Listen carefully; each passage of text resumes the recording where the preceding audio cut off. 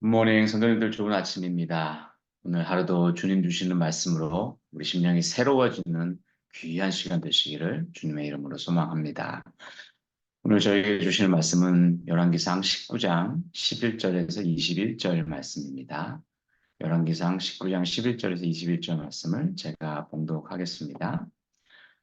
여호와께서 이르시되 너는 나가서 여호와 앞에서 산에 서라 하시더니 여호와께서 지나가시는데 여호와 앞에 크고 강한 바람이 산을 가르고 바위를 부수나 바람 가운데 여호와께서 계시지 아니하며 바람 후에 지진이 있으나 지진 가운데에도 여호와께서 계시지 아니하며 또 지진 후에 불이 있으나 불 가운데에도 여호와께서 계시지 아니하더니 불 후에 세미한 소리가 있는지라. 엘리야가 듣고 겉옷으로 얼굴을 가리고 나가 굴 어귀에 섬에 소리가 그에게 임하여 이르시되 엘리야야 내가 어찌하여 여기 있느냐. 그가 대답하되 내가 만군의 하나님 여호와께 열심히 유별하오니 이는 이스라엘 자손이 주의 언약을 버리고 주의 제단을 헐며 칼로 주의 선지자들을 죽였음이오며 오직 나만 남았거늘 그들이 내 생명을 찾아 빼앗으려 하나이다. 여호와께서 그에게 이르시되 너는 내 길을 돌이켜 광야를 통하여 다메섹에 가서 이르거든 하사엘에게 기름을 부어 아람의 왕이 되게 하고 너는 또 님시의 아들 예후에게 기름을 부어 이스라엘의 왕이 되게 하고 또 아벨무올라 사밧의 아들 엘리사에게 기름을 부어 너를 대신하여 선지자가 되게 하라.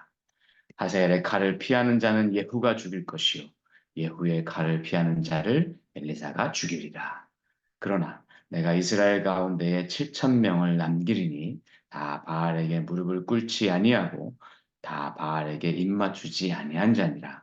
엘리야가 거기서 떠나 사밧의 아들 엘리사를 만나니 그가 12 겨릿소를 앞세우고 밭을 가는데 자기는 12째 겨릿소와 함께 있더라. 엘리야가 거리로 건너가서 겉옷을 그의 위에 던졌더니 그가 소를 버리고 엘리야에게로 달려가서 이르되 청하건대 나를 내 부모와 입맞추게 하소서. 그리한 후에 내가 당신을 따르리이다. 엘리야가 그에게 이르되 돌아가라. 내가 내게 어떻게 행하였느냐 하니라. 엘리사가 그를 떠나 돌아가서 한 겨릿소를 가져다가 잡고 소의 기구를 불살라 그 고기를 삶아 백성에게 주어 먹게 하고 일어나 엘리야를 따르며 수종 들었더라. 아멘. 성도님들은 영적 침체기를 어떻게 극복하셨습니까? 그때를 한번 좀 기억해 보시기 바랍니다. 오늘 말씀은 하나님의 사자 엘리야 선지자가 깊은 영적 침체기를 겪고 있는데 하나님께서 이를 극복하도록 이끌어 가시는 과정을 잘 보여주고 있습니다. 갈멜산 전투가 끝났을 때 이 큰 승리를 경험했던 엘리야는 우리가 생각할 때는 사기가 충전해야 맞을 것 같습니다. 그런데 오히려 그가 깊은 낙심 가운데 빠지게 됩니다. 이게 큰 성공과 성취에 이어서는요, 영적 허탈감이 오기가 쉽습니다. 사탄은 어떻게든 우리를 넘어뜨리기 원하기 때문에 이 찬스를 놓치지 않고 우리를 공격합니다. 그래서 사도 바울도 선줄로 생각하거든 넘어질까 조심하라 라고 말했던 것입니다. 그래서 이렇게 영적 침체기에 빠지게 되면 나타나는 현상이 있는데요. 자기가 처해 있는 이 상황을 좀 왜곡되게 판단한다는 것입니다. 엘리야도 어쩔 수 없었습니다.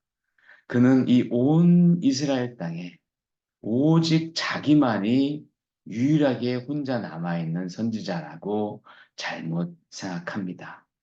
그가 그렇게 생각하니 얼마나 외로웠겠습니까? 그런데다가 이 이세벨이 이 엘리야 자기마저도 24시간 안에 죽이겠다 이 홍언점담을 했습니다. 그러니까 이 천하의 엘리야도 이 이세벨의 말이 심각한 위협으로 느껴진 것입니다. 제가 생각할 때는요, 엘리야가 이 이세벨의 말이 두려웠다기보다는요, 이 상황이 좀 어떻게 보면 좀 진절머리가 났던 것 같습니다. 생각해 보십시오. 지난 3년 동안 엘리야는 아합에게서 피해 다녔습니다. 그러죠. 그리고 하나님께서 이제 아합에게 가라라고 해서 갈멜산에서 850명 거짓 선지자를 전멸시켰습니다.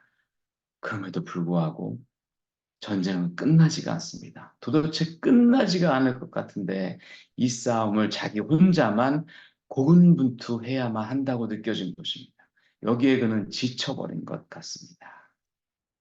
하나님은 이러한 엘리야의 마음을 너무나 잘 이해해주고 계셨습니다. 그래서 그를 책망하시기보다는 영적 침체기에 있는 그를 회복시켜 주십니다. 우리 하나님은요, 우리가 주의 일을 하다가 영적 침체기를 맞게 되더라도요, 반드시 이렇게 해 주실 것입니다.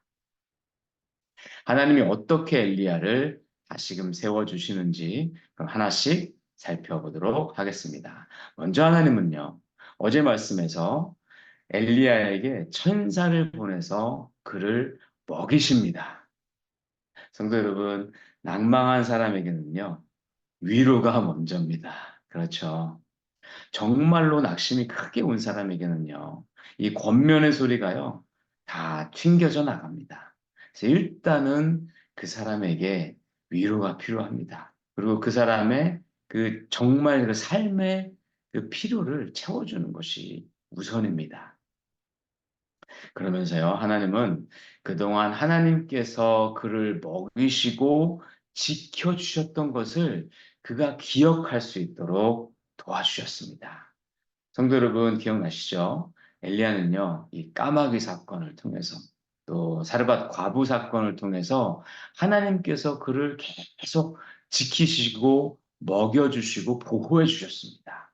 그래서 하나님께서 천사를 보내주셔서 그를 먹이실 때 엘리야는 그것을 먹으면서 하나님이 여지껏 자기를 보호해 주시고 먹이셨던 일을 기억하셨을 것입니다.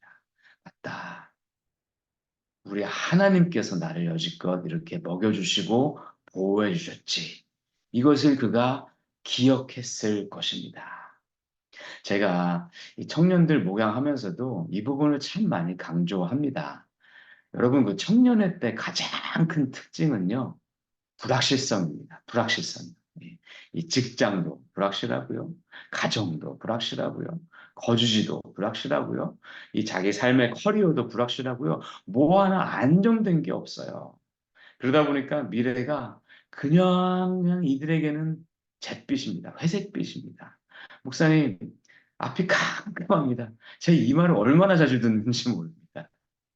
그러면 저는요, 그동안에 베푸신 하나님의 은혜를 기억해라고 권면합니다. 과거에 하나님이 도우셨다면 그 하나님이 미래에도 돕지 않으시겠습니까? 그것을 믿으라고 저는 권면합니다. 우리가 과거에 도우신 하나님을 믿으면요, 힘이 납니다. 이거 꼭 기억했으면 좋겠습니다. 성도 여러분, 지금 미래가 불확실하십니까? 우리는 미래가 어떻게 될 줄 모르는 존재들이 아닙니까? 그렇다면 과거에 비슷한 때 하나님께서 어떻게 하셨는지를 우리가 기억하는 것이 중요합니다. 그때 하나님께서 도우셨다면, 하나님께서 은혜를 베푸셨다면, 그러면 그 동일하신 하나님이 미래에도 반드시 도우실 것입니다. 이걸 믿는 겁니다. 그러면 새 힘이 납니다. 그래서 엘리야는 하나님이 그동안 자기를 먹이시고 보호하신 그 도움의 손길을 기억했을 것입니다. 그러면서 그에게 회복이 시작된 것입니다. 자, 그 다음은 무엇입니까? 하나님과 직면해야 합니다. 이것은 하나님의 살아계신 말씀으로만 가능합니다. 우리는 하나님을 직면할 때 하나님의 말씀 가운데 직면하는 것입니다. 자, 오늘 말씀도 보세요. 하나님께서 호렙산의 이 굴 가운데 머물고 있는 엘리야에게 여호와의 말씀으로 임하십니다. 11절에서 여호와께서 엘리야에게 너는 나가서 여호와 앞에서 산에 서라 라고 말씀하십니다. 호렙산에 서라는 주님의 명령은요, 마치 여호와께서 모세에게 하신 말씀 같습니다. 너는 내 발에 신을 벗으라. 그리고 내 앞에 서라. 라고 말씀하시는 것 같습니다. 모세가 하나님을 대면하였던 바로 그 장소에서 하나님은 엘리야와 대면하시려고 하십니다. 이 여호와께서 우리 앞에 현현하실 때는요, 여러 가지 자연 현상들이 나타나죠. 출애굽기 19장에서는요, 우레와 번개와 빽빽한 구름과 연기가 막 나고 땅이 진동했습니다. 오늘 말씀에서는요, 강한 바람이 오고요, 그에 이어서 지진이 오고요, 그에 의해서 불이 임하였습니다. 그런데 놀라운 것은 이러한 자연 현상 가운데 여호와가 계시지 않았습니다. 그 모든 것들이 다 끝나고 나서 세미한 소리, 즉 하나님의 말씀 가운데 여호와께서 자신을 나타내십니다. 여호와는요, 여호와의 음성 가운데 나타나신 것입니다. 그리고 엘리야는 이 여호와의 음성을 듣는 선지자였던 것입니다. 그래서 그는 이 세미한 음성에 이끌려서 동굴 밖으로 나옵니다. 이게 영적인 상태도 함께 표현해 주는 것입니다. 그동안 그는 동굴 가운데 있었어요. 그런데 하나님의 음성 가운데 동굴 밖으로 나온 것입니다. 복선이 담겨 있는 표현입니다. 이때 주께서 이렇게 말씀하시죠. 엘리야야, 내가 어찌하여 여기 있느냐? 지금 엘리야가 서 있는 곳은요, 그가 있어야 할 곳이 아니라는 말씀입니다. 그런데 이것을 질타하면서 말씀하시는 게 아니라 엘리야 스스로가 깨닫도록 일깨우시고 도와주시는 말씀입니다. 이와 같이 영적 침체기를 극복하는 두 번째 비밀은요, 우리가 하나님의 말씀 앞에 서는 것입니다. 일단 여호와 앞에 직면했을 때 엘리야는요, 자신이 왜 낙심했는지 그 이유를 하나님 앞에 고백합니다. 그게 14절에 나오죠. 지금 자신은 여호와께 열심히 유별한 사람이었다. 그런데 엘리야, 이 이스라엘의 모든 자손들이 이 주의 언약을 버렸고 그 주의 재단을 다 헐었는 데다가 칼로 주의 선지자들을 다 죽여서 이제 나 혼자만 남았다. 그런데 이제 그들이 자기까지도 죽이려 하기 때문에 제가 낙심했습니다. 라고 고백한 겁니다. 이게 사실이던 사실이지 않던 주님 앞에 나의 속마음을 다 털어놓는 것은 영적 회복에 있어서 큰 계기가 됩니다. 그래서 우리들도요, 영적으로 힘들 때는요, 하나님 앞에, 그 말씀 앞에 섰을 때, 우리 속마음을 다 털어 놓아야 합니다. 그때 하나님께서 해주시는 답변이 참 힘이 됩니다. 참 멋있습니다. 15절 말씀입니다. 너는 내 길을 돌이켜 광야를 통하여 다메섹에 가라. 그곳에서 네가 선지자로서 해야 할 사명이 남아있다. 바로 세 사람 기름을 부어서 왕과 선지자로 세워라. 첫째는 하사엘을 아람의 왕으로 세우고, 둘째는 예후를 이스라엘의 왕으로 세우고, 셋째는 엘리사를 너를 대신할 선지자로 세워라. 하나님은요, 엘리야의 이 낙심한 이후에 직답을 피하시고요, 그에게 사명을 주십니다. 그 이유가 뭔지 아십니까? 진정한 회복은요, 자기 사명 깨달을 때 가능하기 때문에. 하나님이 사명을 주신다는 것은요, 여전히 나를 통해 일하시겠다는 것이기 때문입니다. 그러면 우리는 힘을 얻어요. 그러면 우리는 힘을 얻습니다.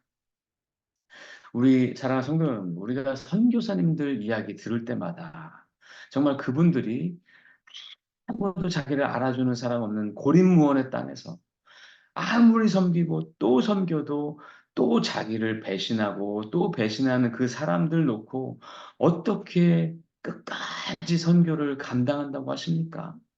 우리가 선교 보고 들을 때마다 항상 동일하게 느끼는 거 있지 않습니까? 그것은 다른 거 없습니다. 하나님이 그들에게 계속해서 사명의식을 넣어주시기 때문입니다. 다른 어떤 것도 그들을 이 끊임없는 이 전쟁 가운데 새로운 용기를 주지 못합니다. 그런데 하나님께서 사랑하는 아들아, 내가 네 마음 다 안다.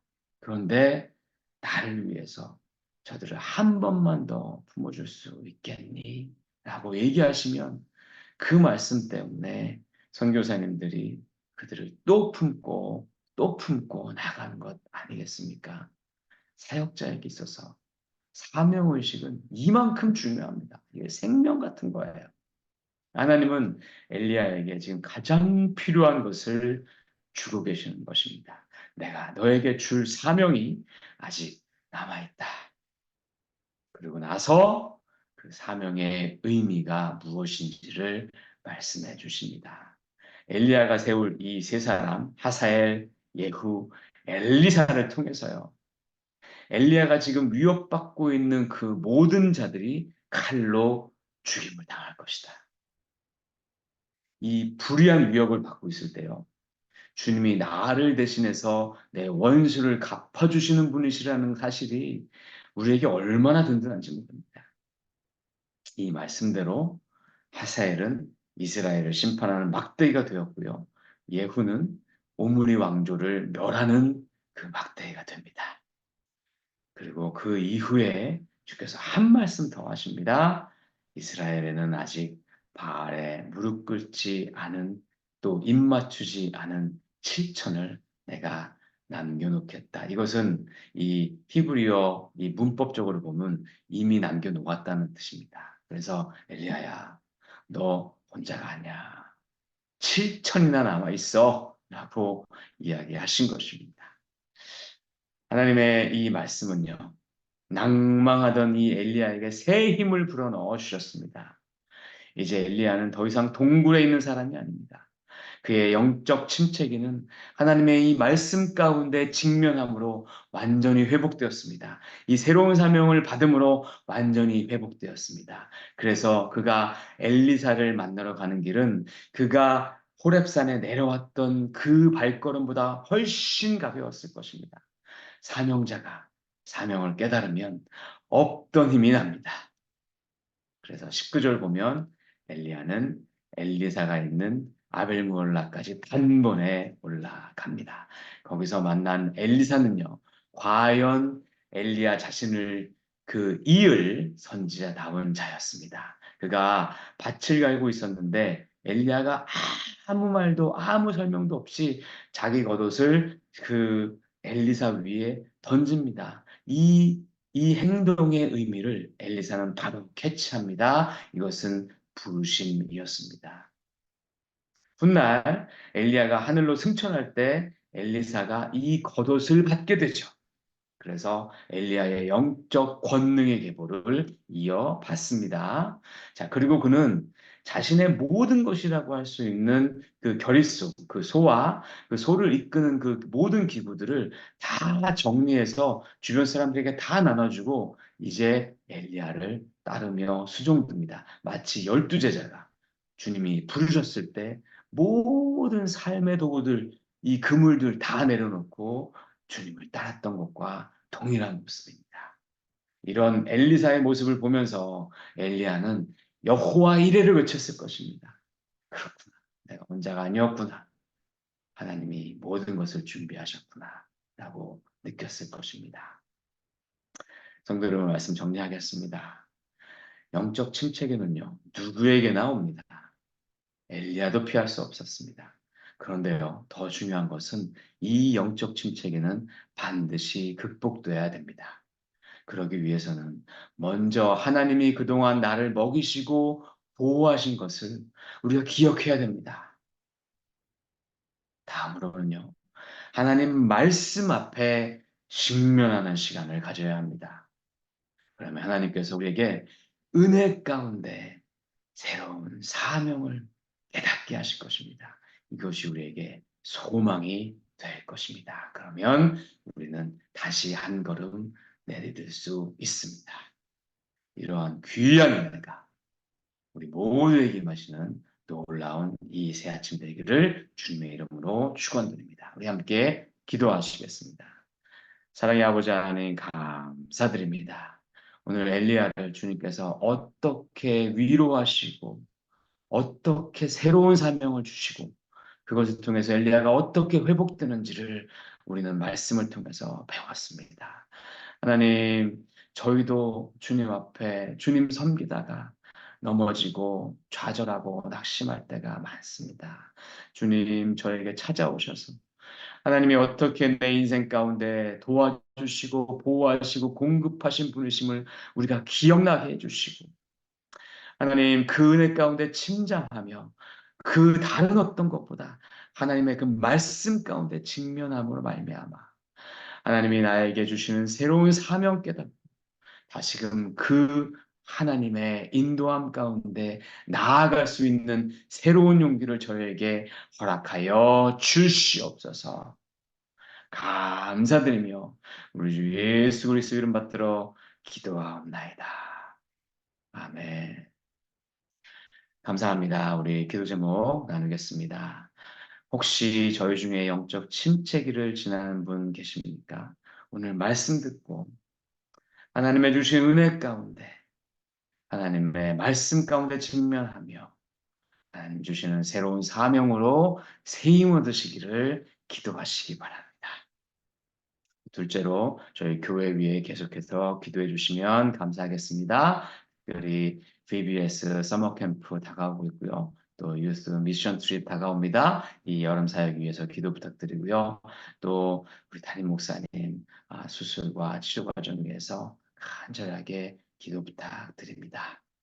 또 이어서 우리 김영수 집사님, 조은규 검사님, 이현석 집사님, 또 모든 환우분들 치유 위해서 우리 기도해 주시고 남아공의 홍관호 성영란 선교사님 정말 힘든 사역 가운데 낙심하지 마시고 주님 주신 새로운 사명으로 계속해서 살펴 나가실 수 있도록 기도해 주시고 일상으로 나아가시겠습니다.